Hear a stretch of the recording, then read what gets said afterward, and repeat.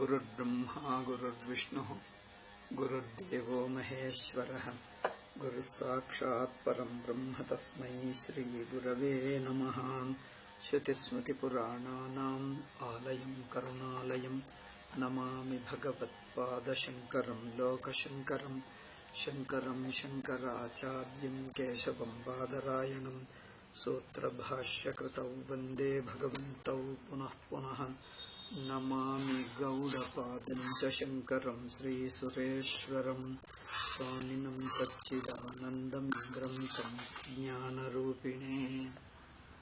Om Narayana Narayana. So we were discussing the qualities of Atma and Anatma,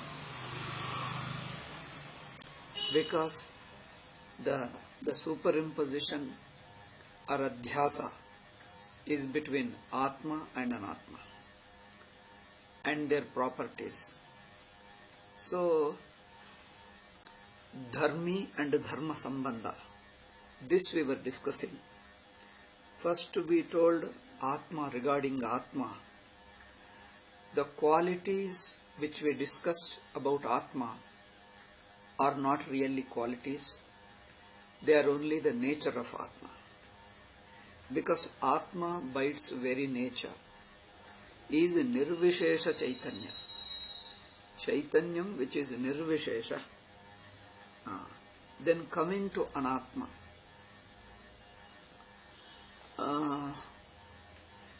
Even in Anatma, Dravya Guna Sambandha, that is Dharma Dharmi, Guna Guni Sambandha also cannot be established.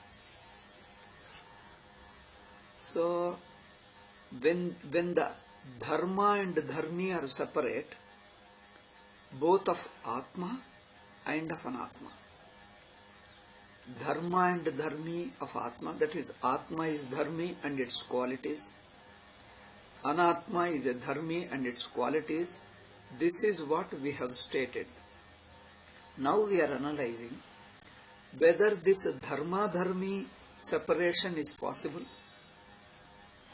Whether Dharma Dharmi relationship separation itself is existing. It is only assumed one. Or even this so-called difference of Dharma and Dharmi is only due to Adhyasa. It did not exist actually. This is what Swamiji wants to say. Even regarding Anatma, even in case of Anatma, that Dharma Dharmi Bhava, Anatma is Dharmi and Anatma's qualities of being insentient, that is Jada, Vikari changing, that it is an object of knowledge, that it is Mithya, these exactly opposite qualities. The qualities of Anatma are exactly opposite to those of Atma. So these qualities of Anatma cannot be experienced, cannot be thought of as separate from Anatma. Anatma and those qualities are just the same. Anatma is its properties is Anatma. In fact, a little point, I just say one or two sentences and go ahead. This substance and quality, this idea of substance and quality. In Sanskrit, we call them dharmi and dharma, athava dravya and guna, athava guna and guni. This is a very big topic and it is a big contention of philosophers. All others except Advaitins talked of dravya guna, substance and qualities. Advaitins went a little deeper into it, the very nature of dravya and quality. He says, Advaitins say, there is no such a thing called dravya and qualities separate from it. See, 2 points. Dravya itself has no, because when you want to define when you want to see what is Dravya, you cannot see clearly as something as a Dravya. Dravya in English can be called as a substance, and qualities of the Dravya. Qualities can reside. Qualities can reside, can stay with Dravya. That is a substance. So the substance and quality, this division, which is commonly accepted by certain other schools. Why other schools? Almost all schools of philosophy have accepted. Advaitins, after a deeply probing into them, they told Guna Dravya distinction itself cannot be proven. In transactional life, that is in Vyavahara,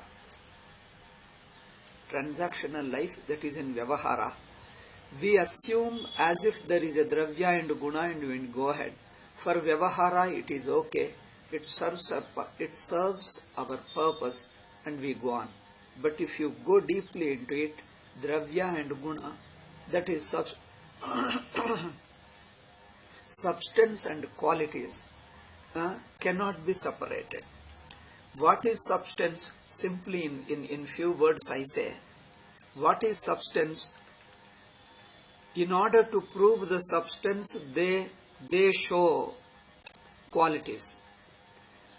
Okay, you are showing the qualities, it is okay. Tell me what is the substance other than the qualities. Now when you ask, simply let us say, when you say what is book? Is there such a thing called book? They say there is a book, book has got certain qualities. Any object for that matter, table, chair, book, any object has certain qualities. Now I ask you, what is a book? Show me the book and also show its qualities.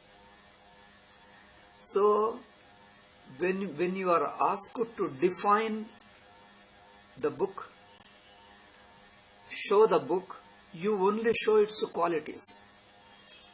When you are asked to see the book, you can only see the qualities, the color of the book, the shape of the book, the touch. Touch means the sparsha of the book, or when you lift it, the weight of the book. See, there is a slight difference between sparsha and weight. Tarka Shastra discusses. Sparsha is when you touch it, you feel something.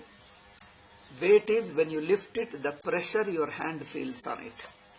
The pressure your hand feels on it is called a weight.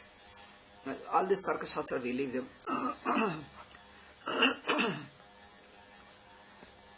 So the qualities you can see. You can see the qualities. Now tell me, show me where is the book. Because this discussion really happened with me. I studied a little bit of Tarka. We study Tarka only to show the contrast between Vedanta and Tarka.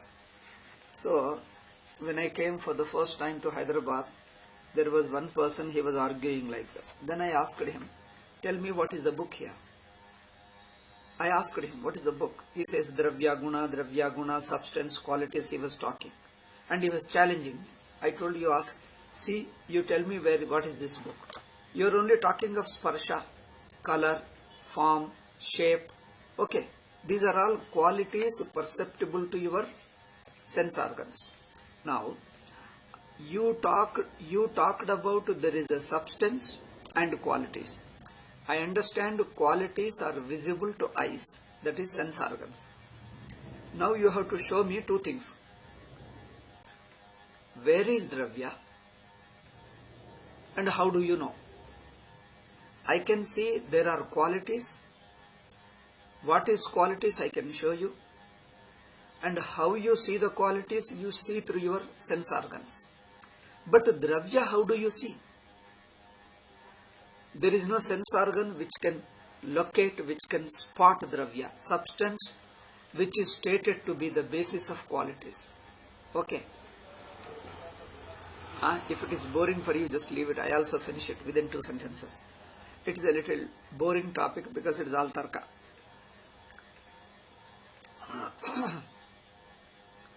So you can see qualities, but substance nowhere to see. So with the help of the qualities, you assume there is a substance. This is what Vedanta say. What is substance, what is qualities, you can't be show them separately. Because there is no substance, you can only see qualities in one place, that's all. Okay, so this is enough, we don't go into details. So from this we understand that Atma Dravya Guna Bhedena Dharma Dharmi Bhavam. In the Anatma, in case of Anatma, the substance and quality cannot be seen as a separately. Therefore, Vedantins don't accept them as something two separately. Okay. Another thing about Anatma, because we are discussing two. Atma one side, Anatma on one side. Atma's qualities we have discussed. Atma's qualities are don't exist other than the Atma. Similarly, coming to Anatma, Anatma's qualities also cannot be separate from Atma. Anatma. Okay. Just as the qualities of Atma are not separate from Atma, because they are not two, they are just one. Similarly, the qualities of Anatma are not separate from Anatma. The very qualities and Anatma are just one. We only orally separate them. For sake of argument, for sake of communication, we separate them. In fact, in our experience, qualities and Anatma are just one. Okay. Now one more point about Anatma is the very nature of Anatma. Now we are coming to the next point. What is the very nature of Anatma? Is there such a thing called Anatma? Here Swamiji says, Napi Anatma Nama Atmano Atyanta Bhinna Eva. Anatma is not something which is an independent entity, not something which can exist independently, which it cannot be seen, pointed out, understood independent of Atma. Anatma cannot be seen to exist on its own independent of Atma. See, this is also very interesting. When we talked about the mutual exchange of Atma Anatma, we took it for granted that there are two things. Atma and Anatma are two separate things. Mutual exchanging their identity or transferring their properties, that is Adhyasa. In short, Adhyasa is possible.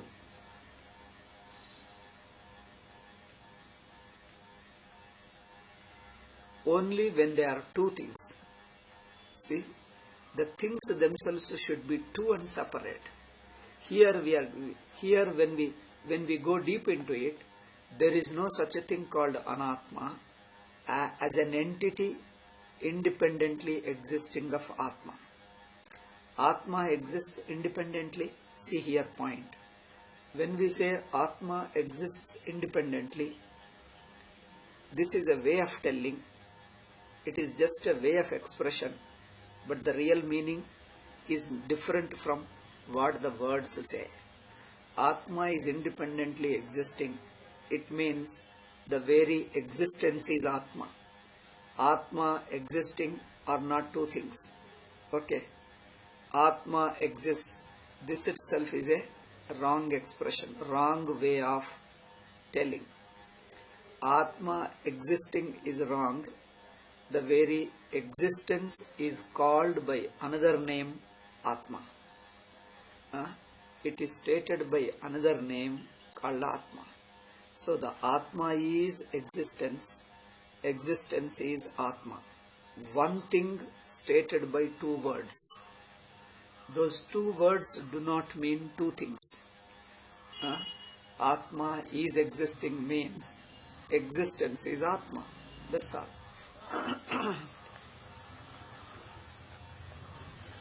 we give this example in Sanskrit. Rahoh Shiravat. As we all know, Rahu and Ketu, two asuras. In fact, it was a one asura who entered into the Pankti. Pankti means in that row of devatas at the time of distributing Amrutam by Mohini. This is a Puranic story. So, at the time of distributing, came to know. Surya informs, "Hey Mohini, Mataji, this is a Rakshasa sitting here in the row of Asuras, don't give him." As that they informed, she just gave a one drop to them, and one drop has entered his mouth. As one drop entered his mouth, he became immortal. Therefore, the spoon with which the Mohini was serving Amrutam, instantly she changed that spoon into chakra and used the chakra on that asura.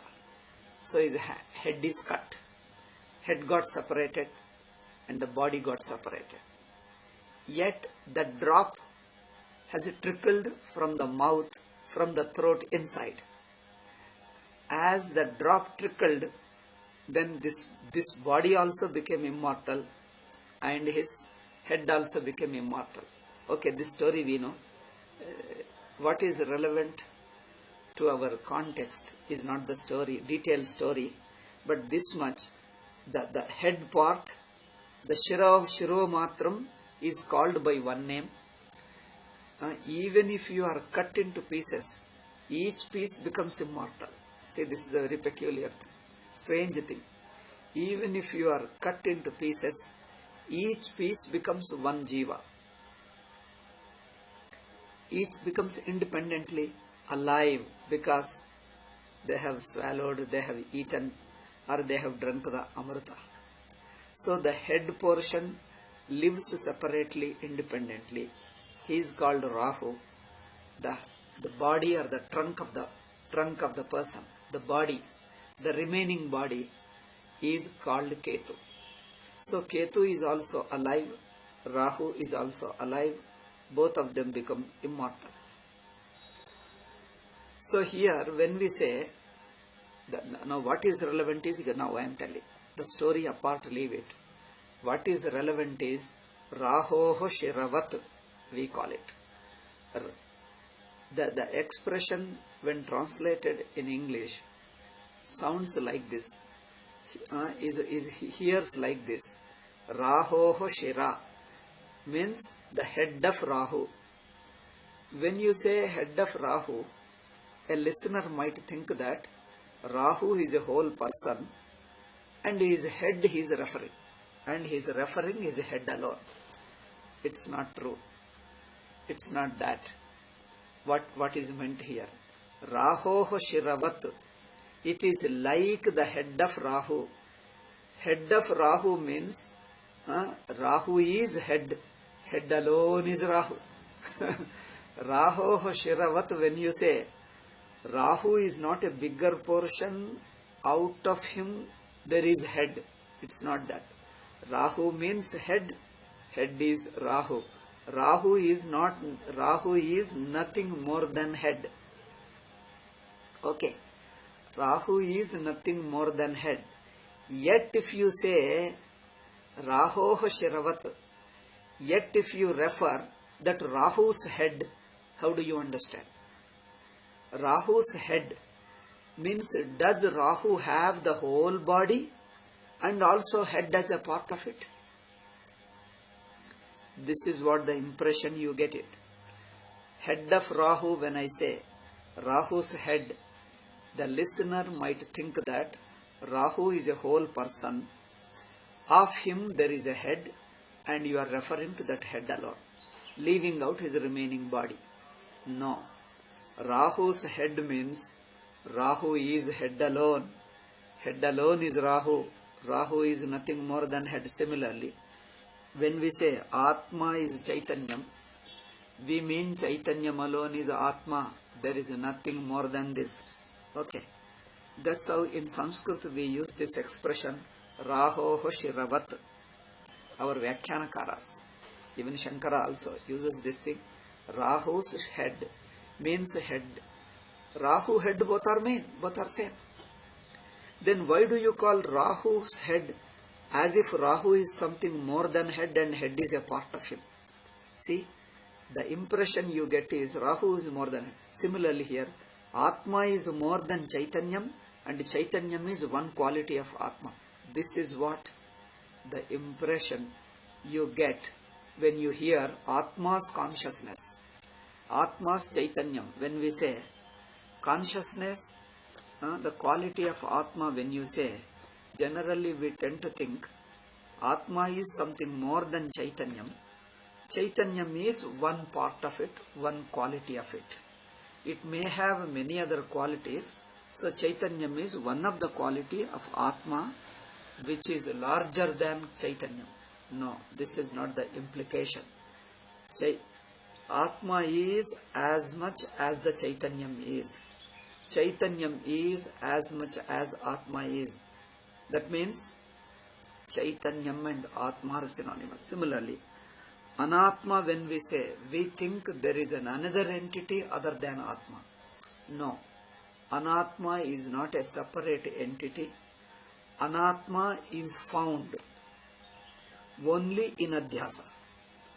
Before Adhyasa, there is no Anatma. Note this. It is not that before Adhyasa takes place, there were two things called Atma and Anatma. They were not two. It is in the wake of Adhyasa you find Anatma appearing. The very appearance of Anatma, the presence of Anatma comes into existence only in the wake of Adhyasa. Then that Anatma is Adhyasta. See, Adhyasa means Anatma appearing and getting imposed on Atma. Anatma's appearance and getting imposed on Atma, both put together is Adhyasa. In the wake of Adhyasa, Anatma is found and that Anatma is taken to be Atma. Therefore, we shouldn't imagine these two. Anatma first comes, we shouldn't think like that. It is wrong to think that Anatma comes into existence, then at a later stage it is imposed on Atma. These two steps is wrong because it is Anubhava Viruddha, Bhashya Viruddha, Yukti Viruddha, it is everything. Okay. So, Napi Nachapi Anatmanama Atmano Atyantam Bhinna Eva.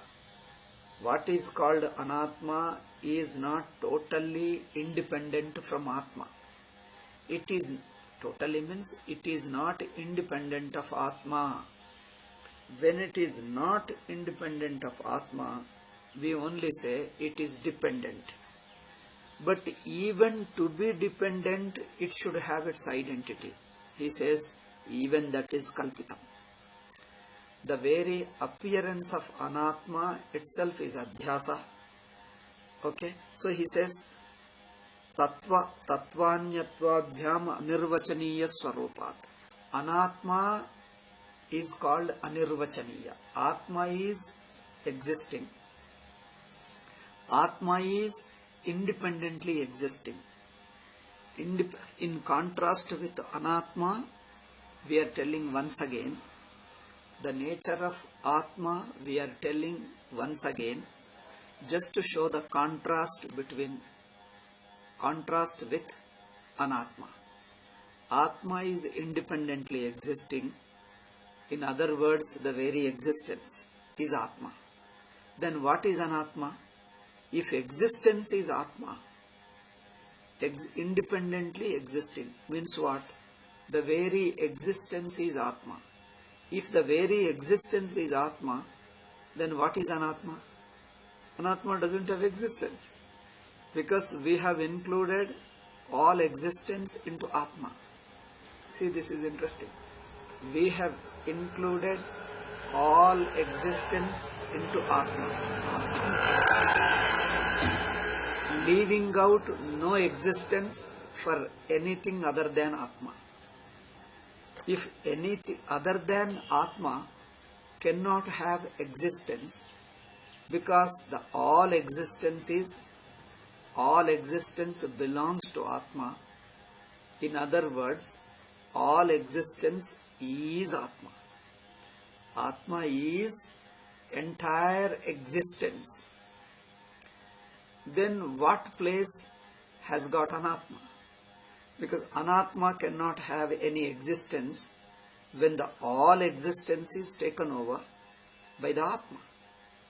Therefore, Anatma is only due to Adhyasa. Adhyasa means what? It borrowed its existence from the Atma. It doesn't have an existence of its own. It appears dependent upon Atma. Because leaving the Atma, it has no existence. Snake, let us say, when the rope is mistaken for snake, the rope appears only where the snake appears where the rope is. See, wherever the rope is, there alone snake appears. Snake doesn't appear on something other than rope. Okay. Snake doesn't appear on something other than rope. On rope alone it appears. Because if you go away from rope, snake ceases to be snake. Isn't it? As you move from rope, snake ceases to be snake. Snake have an existence as a part of the rope. Within the existence of rope alone, the snake's existence can be seen, understood, can be experienced. That means its existence is included within the rope. Included means what? It has no existence. Snake has no existence of its own, away from the rope, independent of rope. That means snake is only an appearance of rope. Doesn't it imply this? That snake is only an appearance and another appearance of the same rope. Because it doesn't move away from rope, doesn't exist away from rope, independent of rope. Therefore he says, Anatma, okay. Then how can we, if in fact Anatma has no existence apart from Atma. Snake has no existence apart from rope. In that case, how can you talk of rope and snake, two things, as if they are two things? When you are using two words, it implies that there are two things. Here, although we are using two words, it implies entity as one. Existence is one. We are using two different words. Similarly, Atma, Anatma, when we use two words, generally it implies that there are two existences. But the fact is, the matter of fact is, there are no two existences. Only one existence, that is Atma. Anatma is only an appearance of the Atma. So the Anatma is not an existence, it is only appearance. Okay. Even that appearance, coming to the next point. Existence we have understood as belonging to Atma alone. Anatma has no existence of its own except borrowing the Atma's existence. Borrowing means what? It belongs still to the Atma alone. You only call it as belonging to him. See, borrowing means what? Anatma has no existence of its own. It only borrows its existence from Atma. When we say borrows, means what? Does Atma lose its existence and lend it tentatively for Anatma? When you lend it, what happens?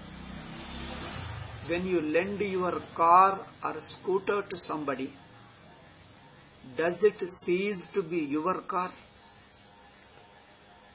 When you rent your house to somebody, do you cease to be your owner of the house?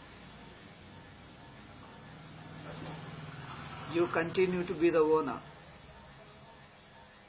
That person only as a guest uses it, that's all.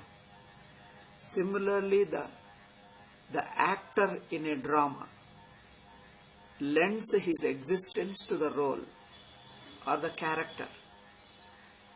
When the role borrows its existence from the actor, does it snatch the existence of actor?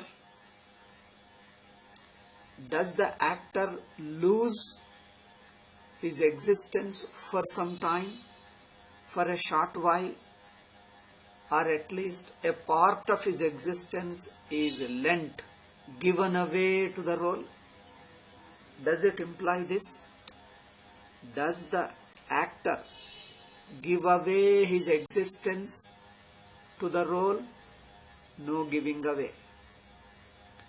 Borrowing means it remains with you. It is very much you. Only in oral expression, only in perception, you are in conception. In your thinking, you call it as if separate. Being the same, it doesn't lose its existence. Atma being existence, Atma is not separate from existence because the very existence is Atma. Therefore, the existence, which is another name for Atma, cannot be separated and given to somebody. Even in borrowing, it remains of Atma alone. Then what does the borrowing mean? Only in oral expression. In your thinking, you think it is another's for a while. Tentatively, you think that the existence of Atma is tentatively belong to Anatma. It is only in your thinking. In actuality, Atma doesn't lose its existence. Okay, so Atma borrows its existence means the existence appearing in Anatma doesn't belong to it. It belongs to the one who is really existing. So the appearance of the snake actually belongs to rope. See here, interesting thing is, wherever the rope is, the snake appears there alone. How thick the rope is, snake also appears same thickness. See, interesting. The thickness of the snake belongs to the rope. How thick the snake appears, sometimes this, sometimes big. Whatever is the thickness of snake actually belongs to rope. Snake doesn't have its own thickness. It only has borrowed the thickness of rope. Okay. Then the length of the rope. How long is the rope? So long the snake appears. Now the length which you are seeing in the snake, the length which you are seeing as belonging to the snake, in fact belongs to the rope. The length is actually of the rope. So, but snake also appears to be of the same length. But snake also appears to be of the same length, yet snake doesn't have any length, snake doesn't have any thickness. Okay, snake has neither thickness nor length. One more thing, the shape of the rope also. The rope sometimes is straight or sometimes slightly coiled, slightly bent. If the rope is slightly bent, snake appears to be slightly bent, okay, like a coiled. The thickness of the snake, the length of the snake, and the coiled nature, the bent or a coiled nature, the ring nature of the snake, these three do not belong to snake, because snake doesn't have them. They are borrowed. Borrowed means what? Even now, even while appearing, they belong to the rope alone. Similarly, even when the Anatma is appearing, the existence belongs to Atma alone. It is something like when you borrow the car and while using it, still the car belongs to the owner. You are only occupying it, driving it and keeping it in your, what you call that place. Somewhere there is a special place for the garage, you call it garage. Okay. So somewhere, so even if you keep it here, it continues to be of the owner. Similarly, Anatma, though we talk of Anatma, its existence actually belongs to Atma alone. Therefore he says, Nachapi Anatma nama Atmano Atyanta Bhinna eva. Then what is Anatma when it is appearing? What is Anatma when it is appearing? Two things. One is its nature, its original nature, its existence. Original nature or existence is Atma only. The original nature of Anatma is Atma, Chaitanyam only. Its real nature is Atma only. Only in appearance Anatma is there. Then what is Anatma? Anatma is only another appearance of the same Atma. It is something like a person is a standing posture, sitting posture, lying down or bending down. In these four postures, is the posture something additional to person? Can you say that person and his standing posture are two things? Person and his sitting posture, are they two? Are the same person in a given posture you are seeing? If you see him in another posture, if you see him in another bhangi, another posture, what do you call? Is posture an independent entity? No. Therefore, Anatma has no existence. At the same time, Anatma is another appearance of the same existence, another posture of the same Atma. Therefore, Anatma, if you talk of its nature, what is the nature of Anatma?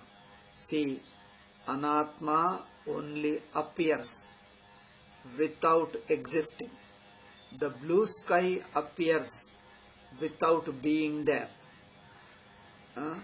The horizon appears without really being there. The inverted blue saucer. Okay, what is Akasha? Inverted blue saucer or blue shamiana, ceiling. blue ceiling, blue shamiana, or inverted saucer, whatever you say, the shape it appears doesn't exist there. Okay. Because it only appears and it ends with appearance. The appearance doesn't extend to existing. See the difference? The appearance is just appearance. Appearance doesn't imply existence. Okay. Appearance doesn't imply existence, though it appears to be existing while appearing. Appearing seem to be existing while appearing, but in fact it ends with appearance. The appearance doesn't go beyond appearance and start existing. See, the small Vimana, the aeroplane which is so small of this size is only appearance without being there. Isn't it? Similarly, Anatma only appears in the wake of Adhyasa. In the wake of Adhyasa alone, Anatma comes into appearance, doesn't come into existence, comes into appearance. See the difference? Anatma comes into appearance but retains Atma's existence. It retains Atma's existence, like the small aeroplane comes into appearance retaining the existence of the original plane. See, the existence is of the original big plane. Only appearance alone it differs, but it doesn't have an existence apart from the bigger plane. Bigger plane has an existence, smaller one has no existence apart from the bigger one. Apart from the existence of bigger one, the smaller doesn't have an existence. Okay. Similarly, Anatma appears in the wake of Adhyasa. Therefore, Anatma has no existence. First point. Second point, even the so-called appearance also is in the wake of Adhyasa. Independent of Adhyasa, it has no existence, it has no appearance. So, it is like Salila Phenavat. Swamiji gives an example like Salila Phena. Phena means the foam, or let us say a wave. Wave of water. Wave in a water. Foam in a water. Does the foam or wave come to exist apart from Atma? No. Therefore he says, Anatma is not totally independently existing apart from Atma. How do you then say, even while it is appearing, what is its status? Tattvanyattvabhyam anirvachaniya swarupatvat. Its nature is anirvachaniya. Anirvachaniya means nirvachanam, defining it, explaining it. Anirvachaniyam means indefinable, inexplicable. It is a technical term. It has got only technical meaning, not a normal meaning. Here, anirvachaniya doesn't mean indefinable. Anirvachaniya can be accurately translated as uncategorizable. Okay? You can't categorize it either as Atma or independent of Atma. See, Anatma can be called neither the Atma itself.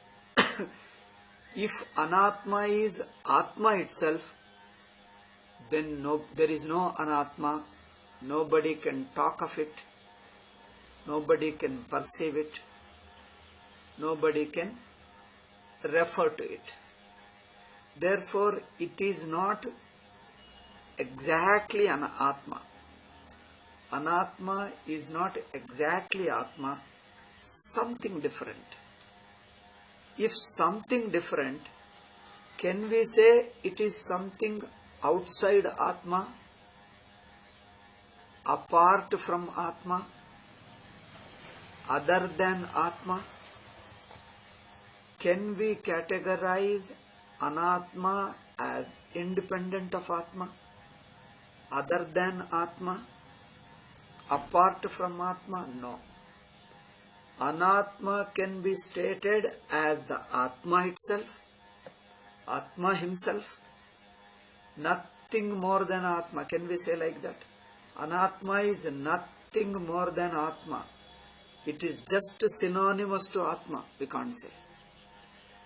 If it is not just Atma alone, is it something independent, different, additional to Atma? No. It can't be stated as something additional, something separate, something apart from Atma, independent of Atma. So this inability to categorize as the Atma, neither as Atma nor independent of Atma. Anatma, snake is neither rope itself nor something independent of rope. Snake is neither the rope itself. If it is rope itself, then there would be no reference of snake, no thinking of snake. It is just rope alone. But our experience says snake is not rope alone. Snake is something more than rope. More than means something little other than rope. Something more doesn't mean again independent of rope, other than the rope. It is more than the rope, but not away from rope. Okay. It is little more than the rope, but not away from rope. Little more is also wrong expression because there can be nothing more than Atma. Every Anatma is included in Atma. Okay. So Anatma is uncategorizable as the Atma himself, nor independent separate from Atma. Oh, this is a peculiar thing called Tattvanyattvabhyam Anirvachaniyam. Anirvachaniya doesn't mean indefinable. Because if we say indefinable, you think it cannot be defined at all. We don't mean that way. We don't mean Anatma cannot be defined at all. We only mean it cannot be categorized as Atma himself nor apart from Atma. Such a middle state, neither the Atma himself nor independent of Atma. It is something like a part of Atma, dependent on Atma, something a part of Atma which cannot be categorized as Atma himself nor independent of Atma. That tentative state is called Anirvachaniya. Anatma, two things again. Anatma, as it is appearing, we call it Anirvachaniya. Okay. Even this Anirvachaniya, uncategorizability. Categories only two. There are only two categories. we are defining, explaining Anatma in terms of only these two categories, either the Atma or separate from Atma. Only two categories we are taking. And Atma's undefinability, uncategorizability pertains to only two categories, not to other definitions. Some people, post-Shankarites, hearing Anirvachaniya as indefinable, they stretched this indefinability to many other things. They told that it cannot be defined in any manner. That may be true, may not be true. That is not the point here talked about. The thing as a thing, pen as a pen, can be defined or not is a different issue.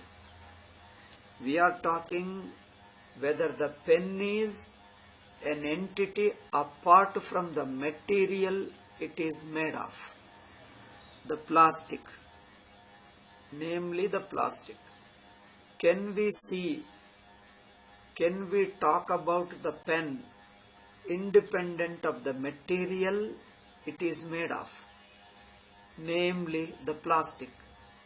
Can we see the pen other than plastic? These days, everything is plastic. Pen is also plastic.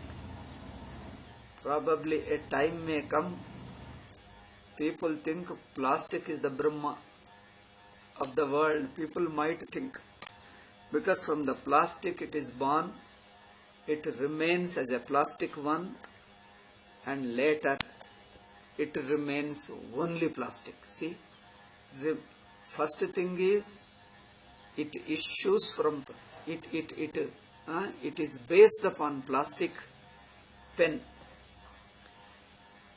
It belongs to plastic, later remains only plastic.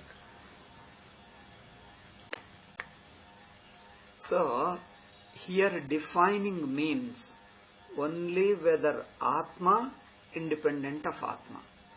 We are defining only through these two categories, not others. They try to say, some post-Shankarites, they try to define it in all ways, all respects. Bhashyakara doesn't go into other detailed aspects. As the Anatma is appearing, while appearing state, in the apparent state, while appearing only that much, we can neither categorize as Atma, nor can see it as independent of Atma. Only this much. Salila Phenavat. For this, Swamiji gives very apt illustration. It is the wave in a water. The wave can be called neither water, because it is not complete water. Complete in the sense, it is not water alone. It looks a little more than water. If it is more than water, is it non-water? Wave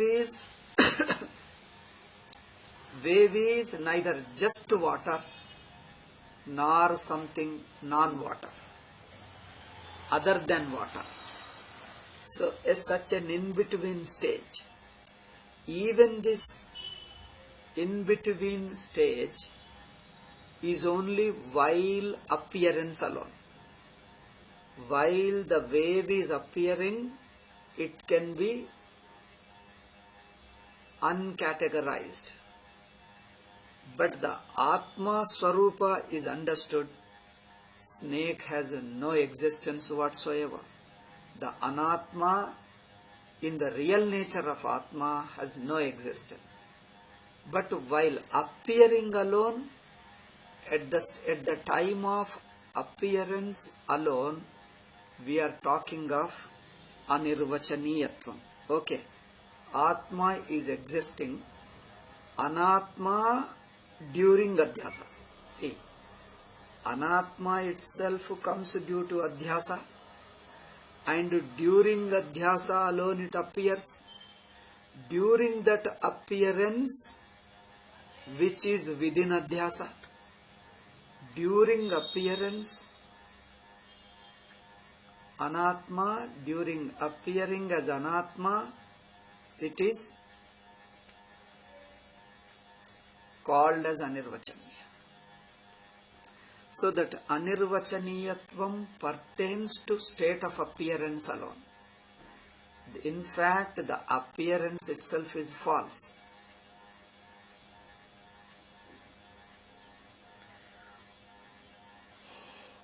Okay. So tattva anyatva bhyam anirvachaniya swarupatvat salila phenavat tathapi. Next sentence. Although time is up, time is running out, I just say in 2 sentences and close it. Tathapi chitswarupaneva. Okay.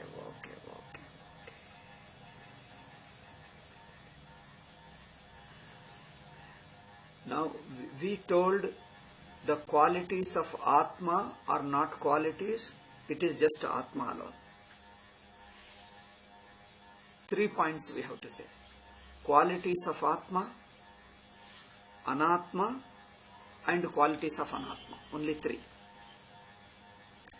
Qualities of Atma are not qualities, that is only Atma alone. Coming to Anatma, it doesn't exist independently, it is only an appearance of Atma. Third point is, what about the qualities of Anatma?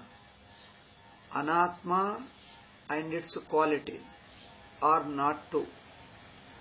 Anatma is its qualities, qualities are Anatma. Anatma and its qualities are not two.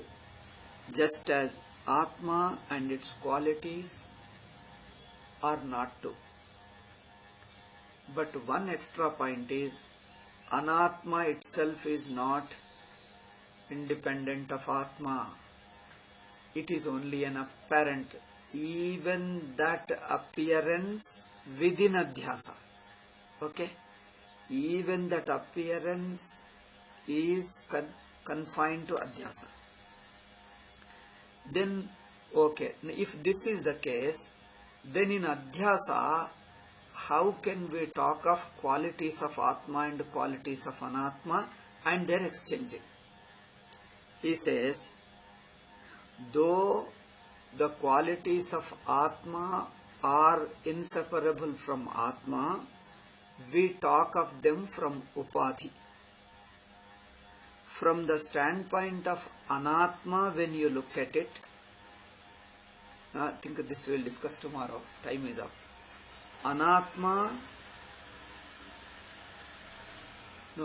Qualities of Atma, actually there is no qualities of Atma. Atma is qualities. Then why are we talking as qualities of Atma? Because the same Atma is Kalpitam. Kalpitam means imagined to be qualities from the standpoint of Anatma. From the standpoint of Anatma alone, Atma looks like Atma and its qualities. So the qualities are tentatively imagined on Atma from the Upadhi. How this Upadhi, all that we'll see tomorrow. Om Shanti Shanti Shanti. Harihi Om Shri Gurubhyo Namaha. Harihi Om Tatsat. My throat pain is giving me opportunity to learn to speak slowly. Otherwise, I am too fast, so fast that many people complain that they are unable to understand. As you begin a sentence, before the first part of the sentence gets registered, you end up completing the first sentence and move away into the second sentence. It is too fast, hence unable to understand. One advantage, one compensation was that though I spoke fast, I also used to repeat. I also repeat. The repetition makes up when it is too fast. Okay. But now my throat pain is helping me, encouraging me to learn to speak slowly. I feel my pain continues until my habit of learning slowly develops. Okay. Thereafter it goes away. If I speak slowly, I am really comfortable, no pain at all. Okay. Okay. We shall see in the evening, 4 o'clock, that Upadesha. No, Vishuddha Vedanta Sara. Om Shanti Shanti Shanti.